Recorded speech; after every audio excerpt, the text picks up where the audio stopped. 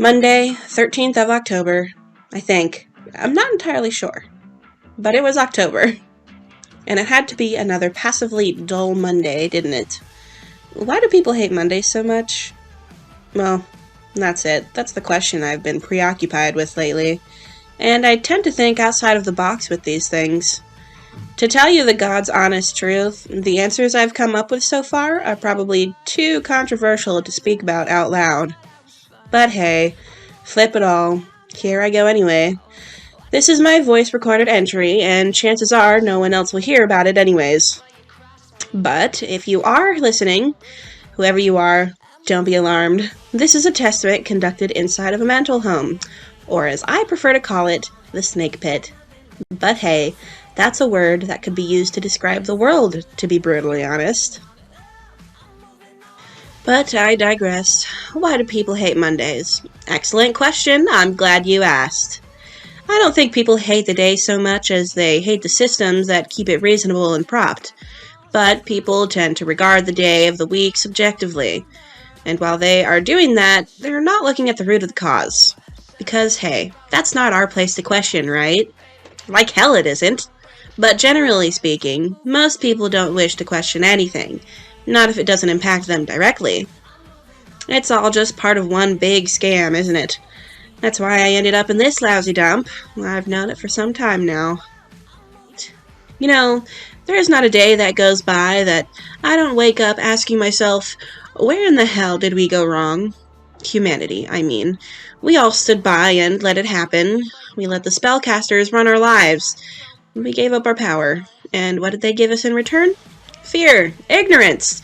We wound up being complacent in the biggest scandal and cover-up in centuries. Nobody questioned their actions.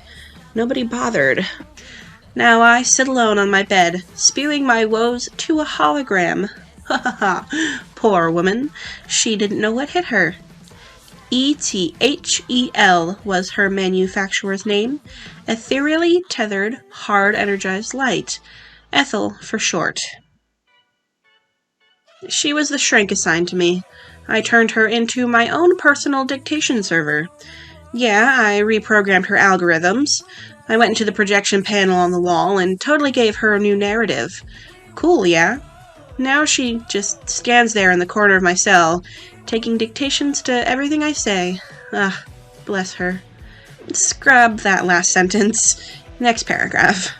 I've always been technologically savvy, just not very smart. I mean, I did end up in this great place of contemplation. I guess I had it coming to me, though. When I was 17, I snuck out of my aunt's house. Ethel's looking at me like I'm some uneducated grammar Nazi. Bitch. Who's telling my story?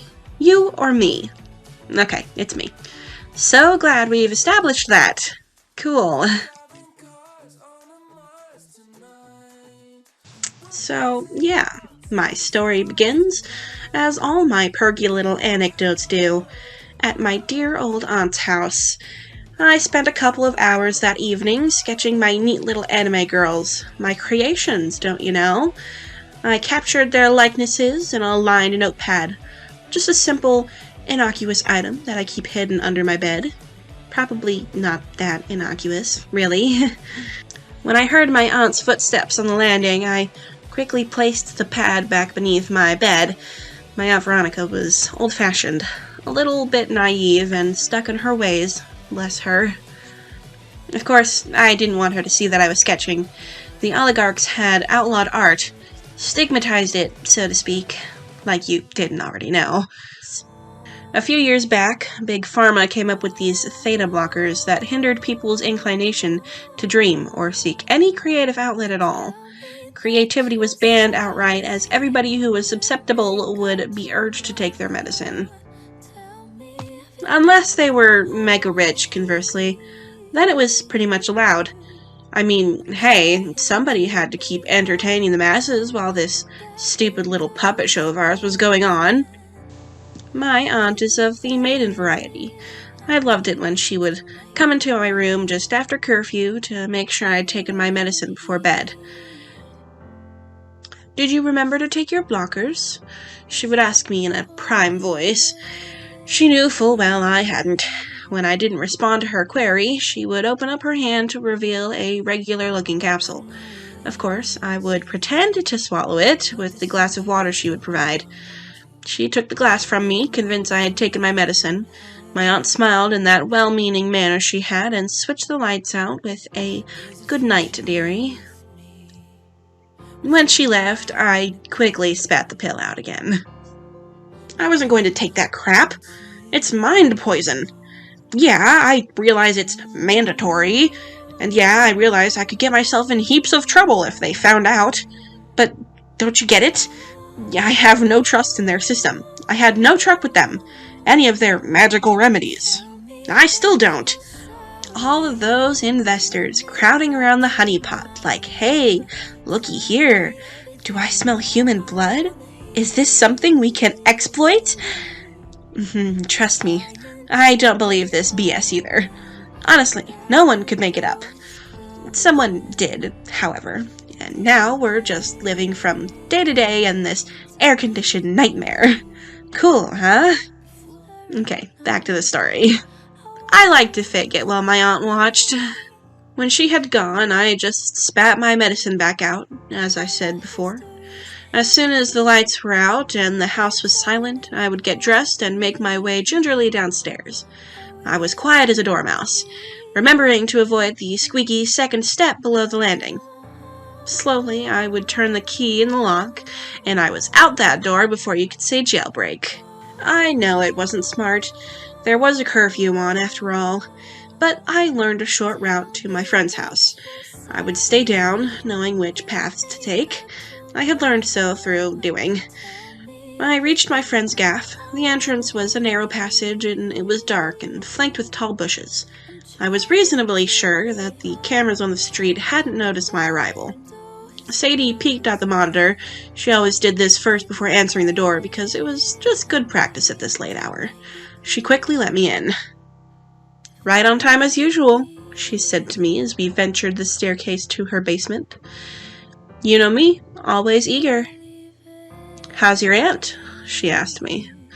"Still doesn't suspect a thing," I replied. "Why would she?" My friend gave a cheeky little laugh. "I just want to live for the day when this crap goes away, and we can go back to living our lives, without the fear of all these consequences hanging over us every single day." "I know," she told me, placing a hand on my shoulder. She could always sense when I was feeling hyper about any given situation. When we reached the basement, at least 5 of our friends were waiting for us. We maintained the usual greeting. It was all pretty routine for our weekly Monday meetings. We chose Monday because they were like giving a virtual finger to all of those self-serving psychos who put us in this mess in the first place. It was reasonably sparse down here. Merely a couple of sofas, a TV set, laptop, and an old drinks cabinet with a few sodas in it. I noted Sadie had a few new posters pinned to her wall. They depicted the usual rallying bullcrap. I sat with my friends as Sadie remained standing. She was our chairperson. She started by telling us that this meeting would be a little different this week, as we had a new guest speaker. Sort of. Before announcing this mysterious person, she cautioned, "Now, I don't want any of you to be alarmed. Despite the narrative, he's not dangerous." We all looked at each other with a growing sense of concern emerging on our collective faces. Sadie shifted to the closet door. The darkened space revealed a vision that had made us all fear for our lives when she opened it. Standing there was the hottest guy I have ever seen. But that wasn't what made us all afraid. It was the feathered wings that hung from his back. On my mother's life, it was a muse. "Are you crazy?" I asked her. Sadie placed her hands up to try and allay any misgivings we might have had. "It's a muse. Don't you know those things carry diseases?" "He's all right," Sadie told me. "He's not sick, and he's not a carrier. He is weakened by this complacent famine, though." "I'm dying," the muse said, looking up to address us finally. "We muses have always kept a symbiotic relationship with humans. We offer you the sustenance of art and creativity, and in return you offer us the fare of the afflatus. It is the afflatus we need to survive and thrive as a community and stay healthy. But since the cull, we muses have become an endangered species. Please, I need your help. We were all speechless, stunned by this unexpected presence. You have come to fear us. It is not your fault. As a result, you have come to suppress your natures. Because you fear us, you suspect and ignore your creative urges. You struggle to block the theta waves that course through your brains. You no longer create for enjoyment. All you do each day is murder the urges in your souls. It's killing us. Can't you see? Where did you find him? One of our group members asked. I discovered him in the orchard, near the old church grounds. As I said, he lay weakened by the lack of sustenance. I tried to offer him some of my afflatus. He was able to make it to my house without drawing too much attention, but as you can see, he needs a little bit more to recover. What? Wait, you gave this creature your brain's theta? I asked her, concerned that my friend Sadie had lost her mind. Yes, I gave him my theta, she stammered. He might have had a disease. He's a muse. Are you mad?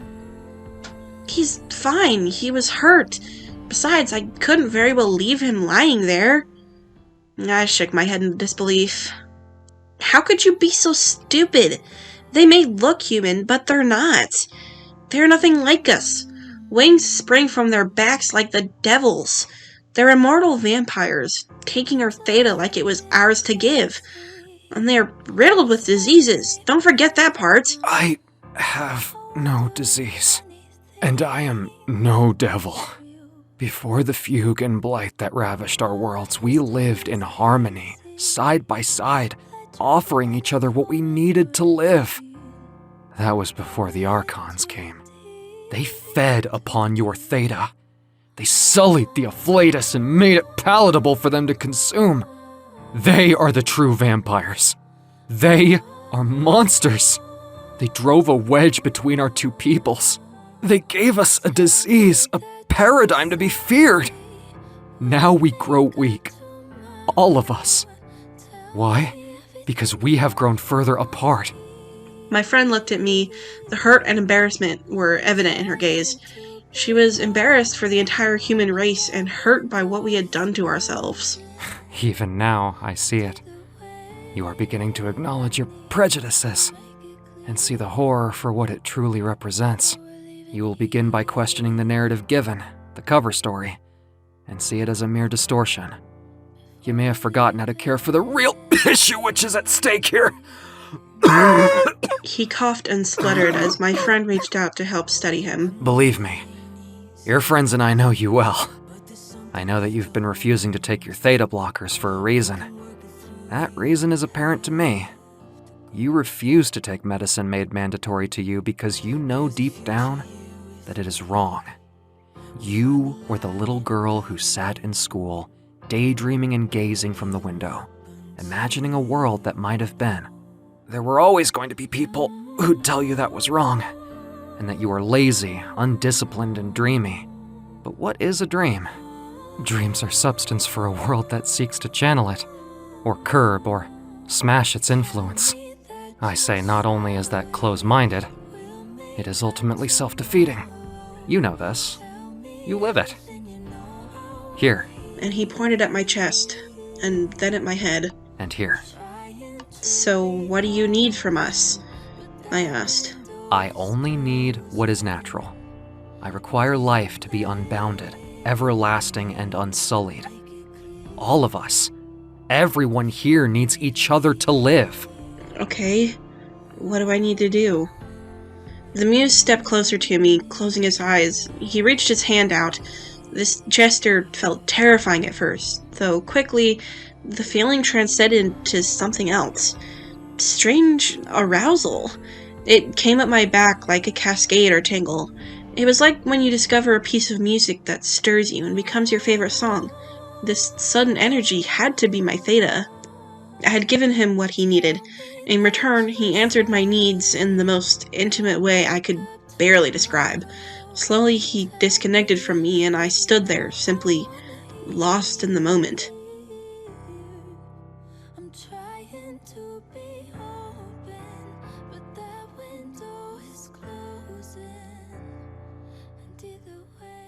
The meeting was adjourned.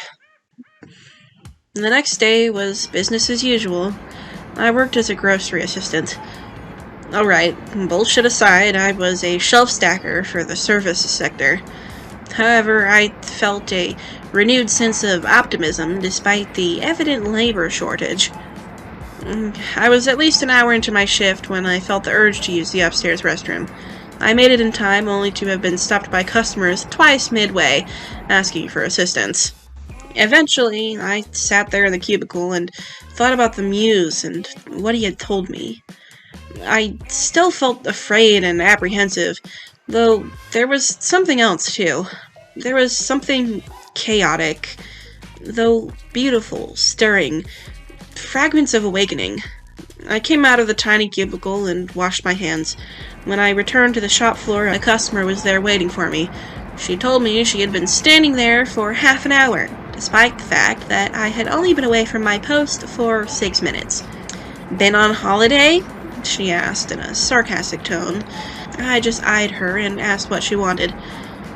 "I want something from the top shelf. Could you get it for me? I can't reach."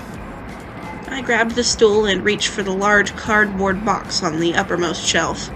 "So then," she started as I lifted the box down for her, "where are all of the assistants around here?" "There's no one about. I had to search every aisle for someone who could help me. Where is everyone?" "There's a staff shortage," I told her. "A lot of people have just walked out. Even some of our newbies have already had enough of this despicable place." "Oh? Well, really? I don't know what people expect," she told me, folding her arms. She watched me as I placed the large box on the floor, took a knife and slid it across the tape seam. "People don't want to work," she went on, getting on her soapbox. "Look," I said, "people are well within their rights to walk out of a job if they feel exploited. It's a free country, I think." I handed her the item she wanted. She snatched it out of my hand. "Wrong. You seem to think, young lady, that you were put on this earth to have things your way. Well, you can't. You're so lazy, all you youngins today. You just want to stay at home and let the rest of us pay your way. It's time you buck up your ideas, missy." I looked at her blankly. It was as if this idiot standing before me was a complete clone of herself. She was busy regurgitating the usual predictable narrative. Another customer approached us and chimed in. "So true. Selfish as they come, my son is the same way." She chatted to the other customer over my head. Of course, he wanted to become some sort of writer. The first customer folded her arms and listened to the other woman, and shook her head in disgust. "A writer?" she echoed out of insularity and bias. "Oh, and I suppose you're going to tell me next that he ran off with one of those awful muses." "Heaven forbid," the other exclaimed. "He stopped taking his Theta blockers, and then he cleared off and joined that crowd of protesters. Art Rebellion, I think they're calling themselves. Absolute rubbish." The other folded her arms even tighter across her chest. "Scum," she uttered. "What's up? Didn't you love your son?" I asked, turning to the hateful witch. They both just stood there, open-mouthed. While the customer had finally pulled herself back from her sudden affront, she cast a look at my name badge, and steadily she tossed me a sharp look.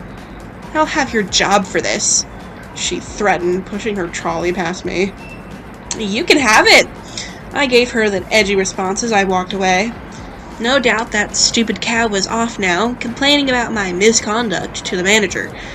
And why? Because I asked her a legitimate question?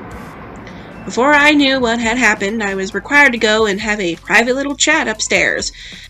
I zoned out as my boss gave me the casual, "the customer is always right" speech as he read me the riot act. That afternoon, I decided to walk past the orchard and the old church. I had a black cloud following me as I sat upon the stone wall and began to reflect on the day's events. The truth is, I wanted to die at this point, or rather, disappear. go poof and not have existed at all. I doubt anyone would have missed me anyways. It was then that I felt a sudden presence. Quickly I focused on the sound, like footfalls through tall grass. Don't be frightened. I recognized his face. It was the muse I had encountered at Sadie's house. He wore a hoodie, I noticed, and he had raised it. We both looked at one another, and he smiled. May I? He asked. I nodded. I wasn't sure if I needed company right at that moment. He took his perch on the wall next to me. Is everything okay? I'm fine, I said a little absently. I was in the shop about an hour ago. I saw what happened. I looked at him searchingly. Was this muse following me? I wondered. I think you handled that situation rather well. Most people would have tackled that old cow with a fawning display of personal cowardice. It takes courage to go against the grain, to speak your mind. For the most part, humans are eager to degrade themselves for the sake of normalcy. Even for a meager $7 an hour, they are bent into shape by a system that demands obedience by subtle means of consequence. It's called corporatism, I said glibly. Ah. The muse said, nodding his head as if the notion had somehow passed him by. I was looking for you. Your friends and I talked about the possibility of taking more of an active role in all this. All this? I asked him suddenly. All this what? This war. I shot him a skeptical look. Like it or not, a war is coming. You see, we are tackling a problem that remains systemic. We can't fight them with direct methods. We can't use the bitter, ugly truth either because the lie is far more potent. No, we must outwit the lies. We must gather our logic and utilize facts. We need an idea. An idea? Yes, and I think one is formulated. He said, and took a moment to gauge my reaction. I just want to know if you are with me. I was uncertain of where he was taking me with all of this. Who are you? I asked. I don't even know your name. Once, they called me Edema, the muse of the art of war. You may call me Adam. That's what people call me these days. Are you evil? I asked him. Evil is just a point of view. Its agency can twist arguments to make the victims appear mad, even unbalanced. And why? Why? Because it keeps those victims obediently in step. The idea of hell in your theology is simply a means devised to control your actions through fear. Fear in the agency of consequence. We have no democracy. Even the workplace or mill is a kind of tyranny where you are made to conform arbitrarily. It makes perfect sense why artists and muses, or art in general, remain pathologies rather than mere adjectives. I do not advocate fear as a means to plummet this world into chaos for gain. Neither will I stay silent. I will fight. I will use the weapons at my disposal and stand with you. Why? Because in you, I see the flickering ember of strength and dignity, as well as empathy. And I don't fight for just anyone, you know. While walking home, my head was so full of anxious feelings. I had developed a migraine by then, and it was fast approaching 5 in the afternoon. Aunt Veronica had dinner on the stove while she watched the news reportage on the tube. "Hi, dear," she said to me as I entered. "Oh, hi," I replied, placing my bags down on the kitchen table. "What have I told you about putting your bags on there?" she admonished. I removed the offending items from said tabletop and relocated them to the cloakroom underneath the stairs. When I came into the kitchen again, my aunt started with some story she'd caught while listening to that day's news. No doubt she was going to tell me about a new variant that was approaching, or that there were many anti-pill supporters pushing for more action, like I was interested in anything like that. But no, not this time. This was some other news she'd soaked up for a change. As it turned out, some piece of human scum had shot a senator dead. Police arrived on the scene to arrest the guy. "I have a headache," I told her, parking myself down on the kitchen stool. "That's all you kids ever care about these days," she went on. "It's all about you, ain't it? Why, I just told you a guy killed some senator, and you couldn't give a bear's tootie about the poor man? Well, I tell you, missy, you'd better buck up your ideas." She stood there waving her ladle at me.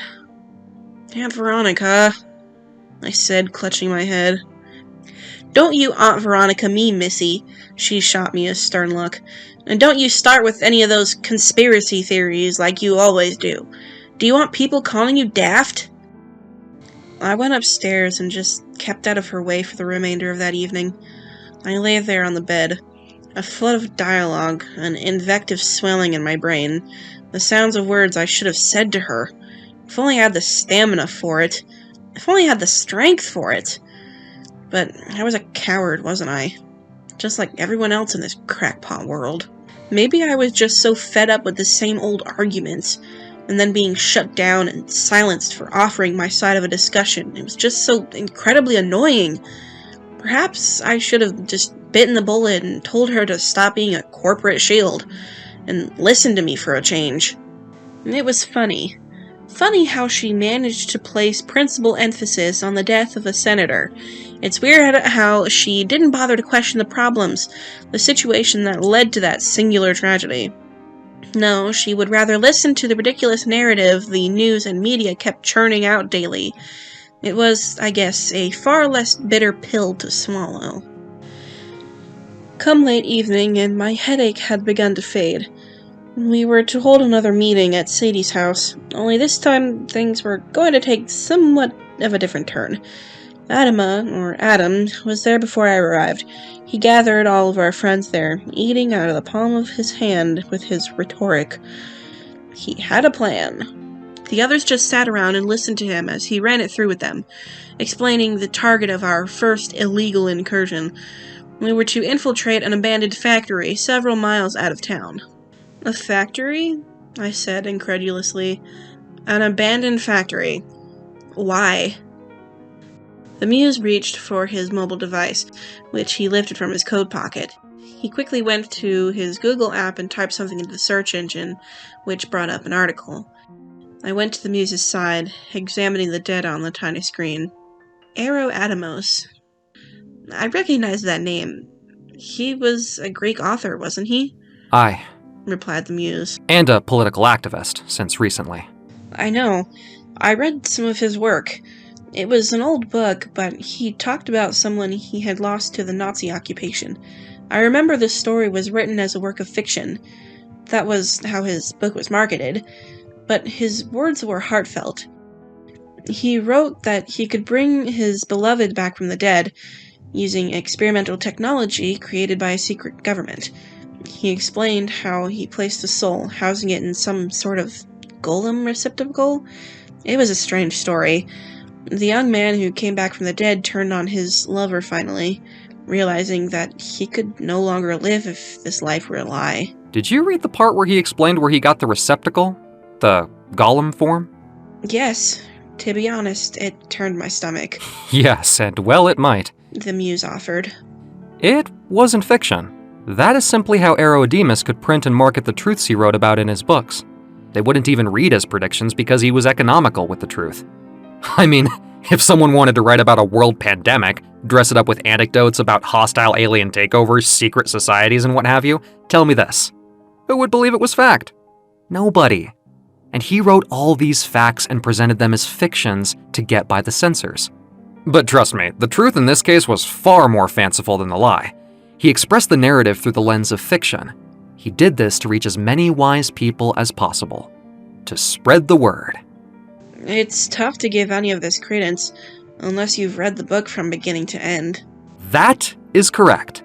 The Gemini Lazarus Syndicate, the secret order he used to be a part of before he was betrayed and excommunicated, actually does exist. The boy who died in the Nazi prison camp?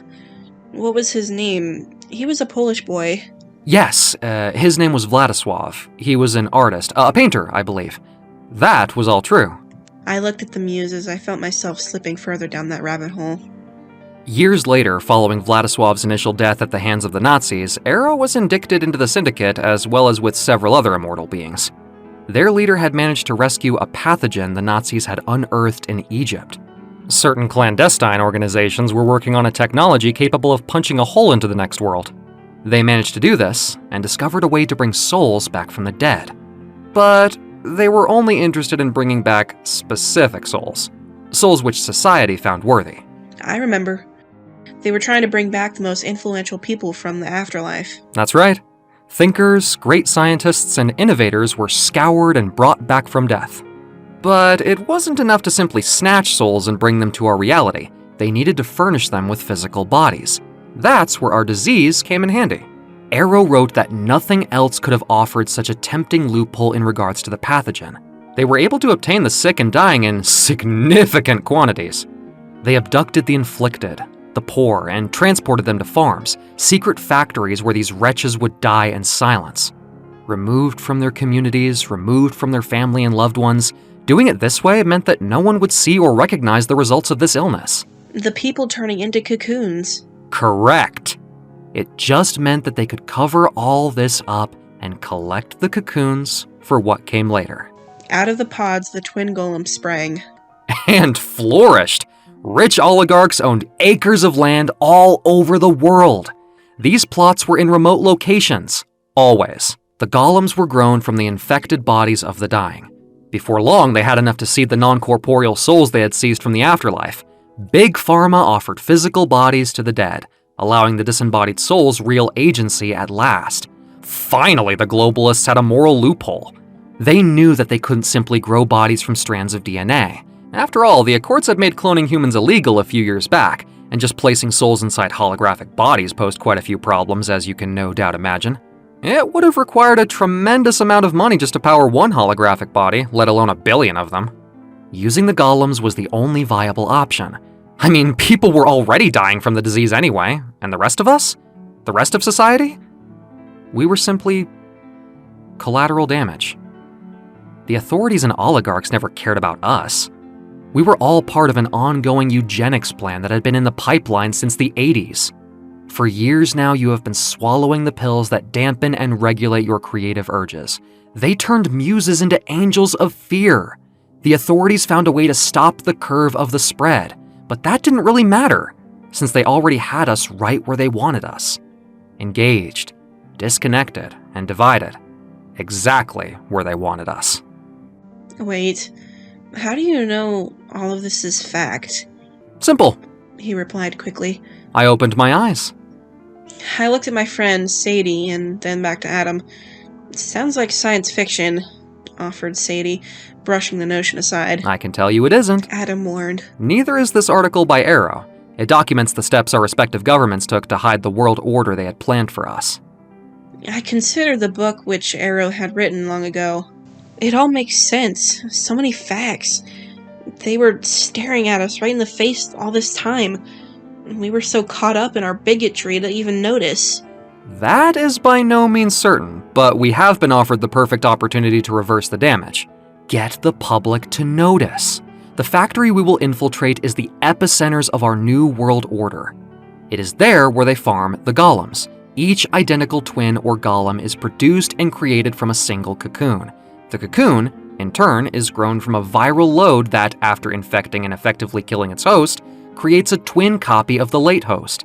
They generate these golem bodies en masse. But how are we to do this? I asked, feeling repulsed suddenly. Surely, if this is all done in secretly, they'll have security. Of the highest level. I have obtained some equipment that will make this a cinch. I looked at our guest speaker with a horror we had all just felt at that precise moment. Adam continued. We are talking about the extinction of the human race as is. The only people who will be alive are the elite members, the globalists, and the powerful. They will own immortality as their asset. By then, our civilization will be gone. We must act now. I felt like my heart was going to jump the Empire State Building at that moment. I was silent as I stared at the others. This isn't how we're supposed to live, added my friend Sadie. Okay, I offered a brief pause. Okay, so what are we going to do once we get into this old abandoned factory? We will take camera footage. Our muse responded. Of what exactly? Of everything! Then we shall get it on the internet. It will be the final evidence, a rallying cry to all who will listen. But first, we must enter and gather as much footage as is possible. I took the liberty of procuring some holographic filters. These are Archon grade, and will allow us to get by their perimeter without detection. Surely they'll have basic security that will alert them if someone's wearing a filter, Sadie piped up suddenly. They do. admitted the Muse. Then how will we... They will not even be scanning for filters, because we will be using their camouflage system. As such, we will announce ourselves as Archon delegates. Archons are known filter users, trust me. Security won't be expecting their graded filters. Makes sense, I said, making a face. We will also have false fingerprints, latex we can use to fool their scanning systems. We'll get in, take the footage we need, and just step out. No one will be any the wiser. The next morning, before curfew, we took Sadie's car out to the countryside. The abandoned factory was in the middle of nowhere. It was all as Adama had described to us. There were rooms full of people dying from some horrible disease. Doctors were there too, in full hazmat suits, taking readings, giving people injections. There seemed to be a room full of these bizarre-looking pods. All appeared to have 2 human embryo outlines gesturing within them. We managed to take no end of video footage. Sadie told me that this was making her feel sick. I couldn't tell by looking at her, of course. This was because she looked like some kind of alien monstrosity. I couldn't tell if these imaging filters we were wearing were supposed to make us look like aliens, or whether this was some sort of crazy glitch. We both looked terrifying to each other. We were supposed to look like Archons, I guess, but I had no idea what an Archon looked like, not ever having met one before. I had to trust Adam and believe that these filters were doing the trick. I turned to the alien creature standing next to me, i.e. my friend Sadie. I had to tell her to hold her vomit back in her throat. It wasn't pleasant, but she managed it somehow. Adam looked around at us. He looked like an alien as well. Take some more footage. I will closely monitor up ahead and make sure we don't run into trouble.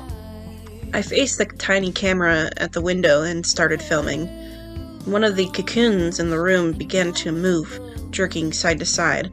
A human hand rose, emerging from the aperture. It was incredible.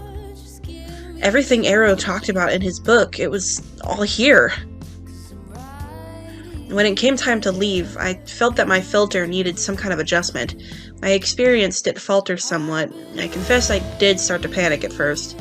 I thought any second my disguise would fail and we'd be knee-deep in trouble. This never happened, though, thankfully. I was just glad that we worked through all of it without getting captured. Or worse, turned into one of those awful cocoons. We did manage to get out of that place, but the experience, I admit, it didn't help my anxiety, or Sadie's for that matter. We passed the footage that we had gathered to Adam. He would have the simple job of editing it all together. Although he seemed to take his time on it, it was a good month and a half, and we still hadn't heard anything from him. On Monday afternoon, I turned up to work feeling anxiety-ridden and exhausted. More than usual, too. I know my friend Sadie had been working her morning shift, trying to keep on top of everything. We both went about our day as though nothing had happened before. The thing was, I couldn't shake the feeling that something was going to go wrong. To some people, avoiding the consequences of their crimes just came second nature to them. With me, even if I had just stolen a candy bar, I would feel like I'd be found out and punished for it. I was feeling pretty worried at this point. Later that evening, Sadie sent an encrypted message to me via her mobile device. She told me in no uncertain terms that she was done. Done with the hiding, the constantly looking over her shoulder, done with the horrors and nightmares, all the things she had seen during our illegal incursion. Sadie then told me that she was just done with life in general and wasn't strong enough to deal with it any longer.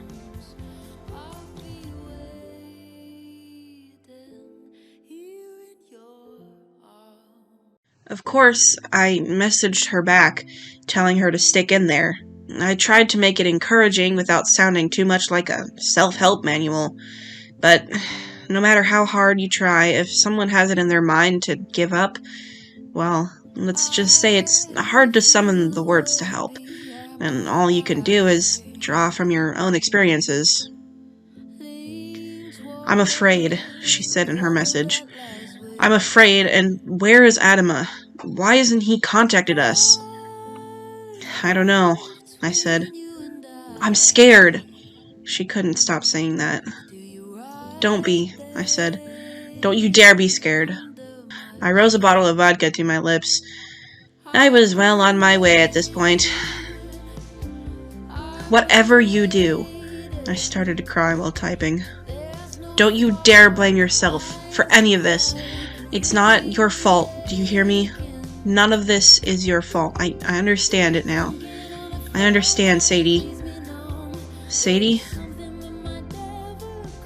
There was a brief silence as I glanced down at the tiny screen in my hand. I waited on a reply, waited for the small ellipses to appear to indicate that she was typing. Nothing, though. Just a blank screen. She never answered. Not even the next day or the day after that. It was like she never existed. A week later, the charge hand marched me to the manager's office. The section leader was there, also the security doorman, as well as a tall police officer. They wanted to know the nature of our conversation the other night, Sadie's and mine. When I inquired why, that's when they told me the gut-wrenching news. Sadie was dead, wasn't she? I just stood there.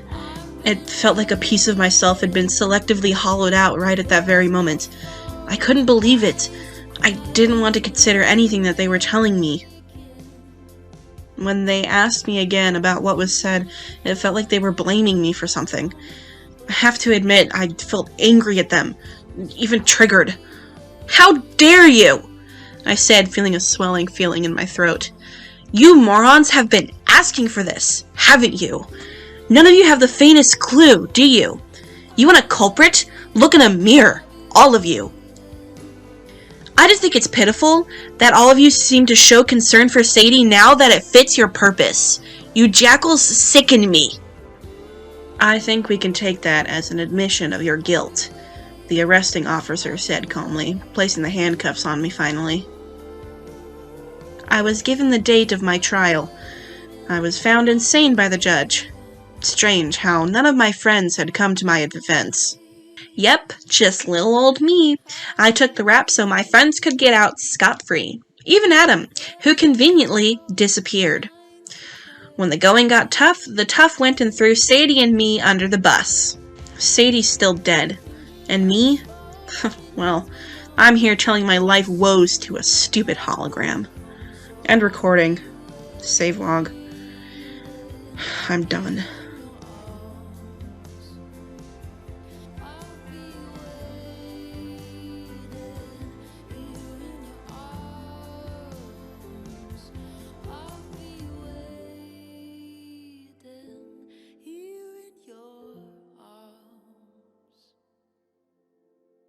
The dictation hologram shimmered for a moment in the cell environment. The ghostly projection seemed to close its eyes and then tighten its holographic lips. It was as if her programming had suddenly figured out its genuine error and was trying desperately to force its core memories to resurface. It murmured incoherently and then quickly shot the prisoner a sharp, irritated look. She glanced at the girl with narrowed eyes. What? How dare you reprogram me amid our session? She rasped at the girl before her. Sadie, you are incorrigible. Sadie? She gasped. I'm not Sadie. My name's... The prisoner went silent for a moment as she endeavored to remember her name. Your name is Sadie. The hologram in the cell barked. Sadie Whitaker, don't tell me you've forgotten. Well? The holographic psychologist straightened her glasses as she furrowed her lips suddenly. It would appear you have regressed to your fantasy again. Try to remember. Your name is Sadie Whitaker. You were caught trespassing on private property. Alone, might I add. No, that's not how it happened. Sadie was with me. We broke into the place together. Miss Whitaker, you were alone. You had no accomplice. You are Sadie, and that is that. The prisoner tried desperately to remember her own name. She tried to remember the last couple of weeks. She could only recall it differently. What's happening to me? You reprogrammed me. The holographic counselor stated, folding her arms across her chest in an altogether uppity fashion. Just when we were making progress, too. You put that screwdriver you stole into my gubbins, and you went ahead and diddled with my software. That is a huge no-no, Missy. She pointed a finger directly at Sadie. No, I am afraid our sessions aren't working. You have become too much of a random element, too much of a liability. You will have to be destroyed. I see no other recourse. The holographic image faded to reveal a large hatch in the wall. The prisoner merely remained there, reflecting on what had just happened. Slowly, the hatch began to inch open. The patter of bare feet on the cell floor became audible. Then more followed. It sounded more like a faint scratching, scuttling sound as it hit Sadie's ears. She glanced down in the direction of the open hatch. Something entered the cell. Sadie stumbled backwards, hitting her elbow on the bunk bed corner. She was on her back, seeing the alien form as it crept on all fours toward her. It looked so much like one of those creatures she had seen, generated by that filter, worn by herself and, Sadie? It was the same exact configuration. The tiny black elliptical eyes, the raised head, the sharp teeth, and the gray bony frame. The strange creature stopped dead in front of her, its eyes gloating with intent. It was an Archon, no less. It crouched before her, pure and without a filter. They both sat there, merely observing one another. Then, the Archon spoke. Sadie, we have little time. My master sent me to execute you here. You have become too much of a liability to them. For this, I must kill you. I am sorry. This creature, when speaking, sounded just like Adam the Muse. Oh, wait, what? Sadie stammered as she backed up against the wall. I did not want this. The alien creature continued. And no, this does not mean that you will die in vain. You shall not die in vain. What are you? I am Edema. The creature revealed at last. But you were a muse. No, I was simply posing as one. But why? Because I wanted more than anything to expose the lies of my people, the Archons. As prodigy to the Archfiend himself, the fact that we could manipulate time and matter in such a way and recreate it at will, the reality you humans take for granted, it is nothing short of psychotic. It was wrong. It was wrong then, and it remains wrong now. All I wanted was for just one of you humans to show that brief spark that you could see beyond your programming, and with a loud voice say, enough. You, Sadie, you had that courage. From that moment on, I knew I could trust you to carry the torch of humanity and light the fuse. Why do I have to die? Sadie asked in a shrinking voice. It is your final act. It is a poignant act, one which will complete the story that shall live on in the hearts and minds of your people. It will resound for many years to come. Sadie looked away thoughtfully. I will make it quick and painless. I owe you that much. We all owe you a great debt of gratitude. Fearful, she turned back to look at this creature. Its fangs were visibly drooling as she watched. I'm ready, she said. Then close your eyes, and we will begin. The fangs enlarged. They sank quickly into the soft flesh of the victim. The security camera on the cell wall, the one which had been switched on purposefully for this execution, watched, documenting the fierce barbarity of the act. The videotape was perfectly edited in the aftermath. All the footage that Sadie had gathered was placed seamlessly together for a documentary feature. It was thus far ready for uploading. Several prominent media platforms had endeavored to bring it down. They tried to deny, prevaricate, censor. They failed ultimately. The whole world had seen it. The globe had witnessed the terror and the outrage that had remained, locked behind the veil of a lie. Even the mainstream news had begun to report the facts as presented. First time for everything, I guess. Tonight, we are witness to a worldwide phenomenon. All around the globe presently, we see an uprising. People have taken against the streets in protest, showing their solidarity against the wrongs committed by their respective leaders. My God, it's like the Nuremberg trials have been reenacted.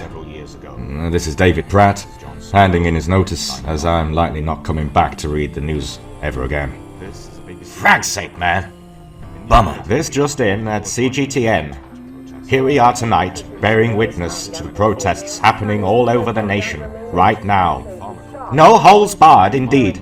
Never in my life have I seen so many people expressing their solidarity, and they face the death of 1,000 cuts, and yet they stand tonight against their nation's oppressors. Most of these people seem to be wearing masks, celebrating the art of cynical realist Yule Minion. Just look at that! Look at it, I say! They're all wearing smiley faces! Get out the champagne, baby! It's a revolution! That 1% is going down! Shit. There goes my credit score. This is a BBC News update. In the UK today, more people are joining the effort to protest. And they say it started when footage of leaked barbarity and cruelty by big pharma corporations had made money off of the outbreak scare several years ago. And this is John Somerville, signing off. Well, there goes my career. Bye-bye BBC News. Hello YouTube. Well, anyway, I better pack my bags as I've got my boss over there making his cutthroat gesture at me.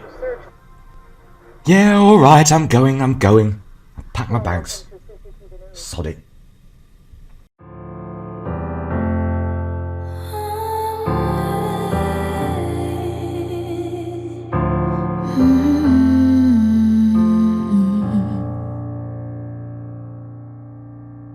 It's a little bit crazy. You're suddenly blurry now. I wonder if anything was real. All our history's hazy, like driving in the pouring rain. Are we in too deep to heal?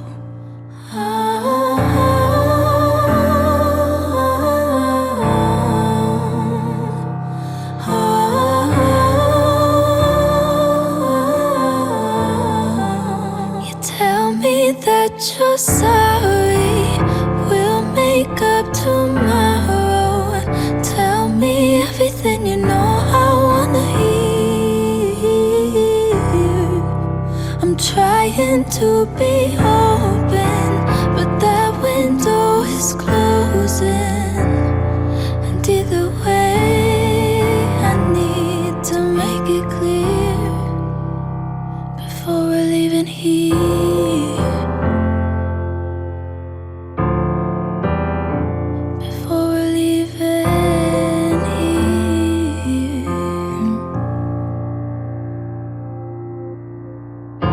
I know it ain't easy, but there's something left to hold on to. We can work it through you